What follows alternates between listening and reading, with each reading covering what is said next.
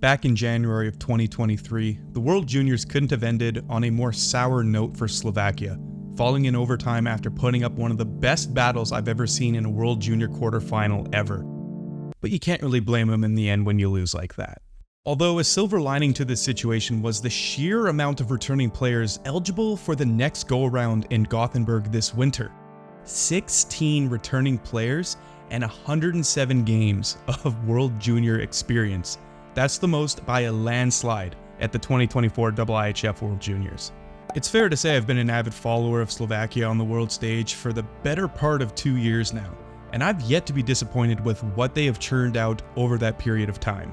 What Miroslav Satan and Craig Ramsey have done to the junior scene in Slovakia is simply unreal, and I've enjoyed every step of the ride, from their silver medal at the 2021 Hlinka Gretzky, their bronze medal at the 2022 Winter Olympics, and even that hard-fought quarterfinal loss. Coming into their opening match in Gothenburg versus their fierce rivals and reigning runner-ups, Czechia, I was expecting a tightly knit affair, but I'd be lying if the rational side of my brain wasn't leaning towards Czechia. And just a minute into this one, those thoughts were being affirmed. Andre Becker and Dominic Rimon caught Slovakia sleeping and connected on an intense tic-tac-toe play to put Czechia up by one just 61 seconds in. This set the tone for the rest of the frame, and Czechia was all over the Slovaks, ultimately outshooting them 9-7 and having the edge in power plays. Simply put, Slovakia just looked static. Their stars weren't showing up and their offense couldn't really generate anything for the greater half of the first. However, after surrendering that first goal, goaltender Adam Gajan stepped up his game and made a handful of crucial stops to keep his country alive. The thing I simply love about Gajan's game is his athleticism and how he uses his size. I'd almost call his style a little unorthodox since he plays such a loose game, but his reflexes are just out of this world. There were a few moments where this easily could have become a 2-0 or a 3-0 game off of some cheeky rebounds in close. Entering the second, head coach Ivan Fenez must have said something real inspiring in the dressing room, as this team just looked completely revitalized once that puck dropped. Slovakia would find themselves on the power play shortly after the start of the period and ended up potting their first off of a sweet one-timer from Servac Petrovsky and an even more succulent feed from Habs prospect Filip Mesar.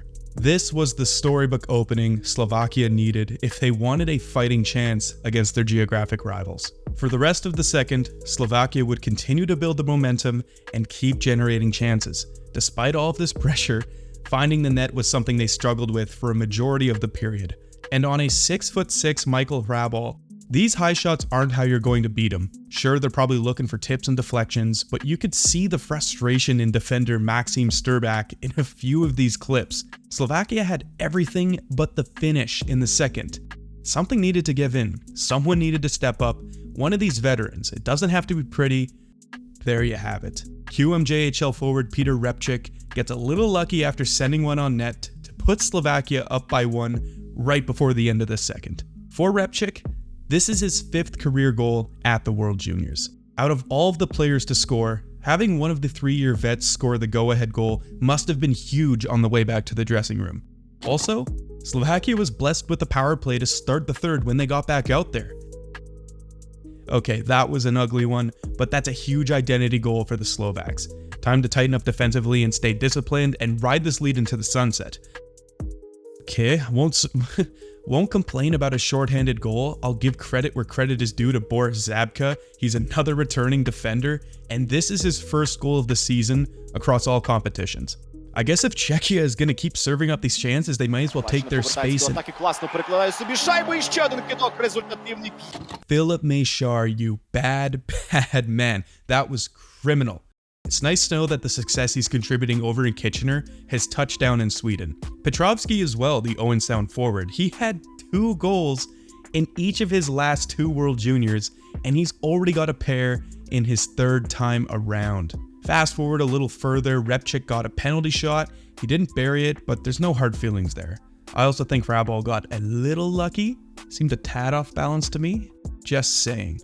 That other goalie though, Gajan, he's still been playing an incredible game. He made 27 saves in the end. and sadly this one would get by him after a freak bounce to his left. Like, I still don't really understand how that one went in, but it's fine. They still have a 3-goal lead. Таке за системою гол плюс пас. Атаку відповідь від Словаччини. Підок другим темпом і так стає рахунок 6. Oh, Servac, after what feels like his 10th or 12th shot of the game just 30 seconds later, that's just unreal. All in all, this opening day victory for Slovakia not only showcased that they should be taken seriously once again, it demonstrated their resilience, determination, and experience. After a dull first period, and in all honesty, a shit start, they still managed to claw back, not even by the skin of their teeth. They completely took control. Also taking down the reigning silver medalists that have 6 returning skaters, that's just icing on the cake. And I believe this team still has a lot to offer. Their top players provided, and that's important. Mesar and Petrovsky are going to be a problem, but we were missing an element to Dalibor Dvorsky's game. He had his flashes at each end of the ice, but I feel he seemed a little static out there at times, missing that jump and that physical presence that we're so used to seeing him unleash against this level of competition. Could just be some jet lag. He has jumped around the globe this season, going between Sweden, Sudbury, and back to Europe once again. I'd just give him his time, and with their next matchup coming up against Switzerland, there's a good chance to boost your confidence with a slightly easier opponent. A couple of other standout performances included the 2 other pieces to the leadership core, Adam Gajan and Samuel Honček. Gajan played a staggering 22 minutes and 51 seconds of ice time. That was the second most on his team and the most by any forward in the game by a long shot. He may have not cracked the score sheet, but his impact around the boards and on loose pucks never goes unnoticed. And considering that Honček has only recently come back from injury with the Vancouver Giants back in the WHL, he had a powerful performance. His speed and size will only continue to become more of a threat as he gets back up to speed as the tournament continues. In terms of defense, I thought Slovakia looked great. That even goes for the tournament's youngest player, Luka Radivojevic. The 16-year-old defender played 15 minutes and 48 seconds of ice time versus Czechia and didn't look too entirely out of place. I mean, I wouldn't say he put up the best performance we've ever seen. There were a few hiccups here and there, but the skill and the skating prowess is definitely visible. And just like Dvorsky, get a bit of confidence brewing over teams like Switzerland and Norway, that'll weather you up for the big test versus the States on the 31st. However, their top overall defender was none other than Servac. He led all Slovak skaters in ice time, was crucial on multiple breakouts and entries, and was firing shots left, right, and center. Could have hit the net a few more times for my liking, but that goal he scored to restore that 4-goal lead was huge. That was a huge character goal. The same can be said about his assist on Zabka's goal. From his knee short-handed, like that's just a pure effort play. After taking down Czechia, it's not out of the realm of possibility that Slovakia can finish atop of Group B. I don't want to jinx anything, but after a performance like that, I feel the Swiss and Norwegians could be freebies. And despite having to eventually go up against a potent USA roster, the States have had troubles putting away the Slovaks in recent times, even falling to them last year by a score of 6-3. It'll be a crazy way to close out the round robin, but that game is highlighted as must-watch hockey on my docket. So if you're like me, living in Western Canada on a 9-hour time difference to Sweden, Slovakia literally cannot be slept on. Thanks for watching.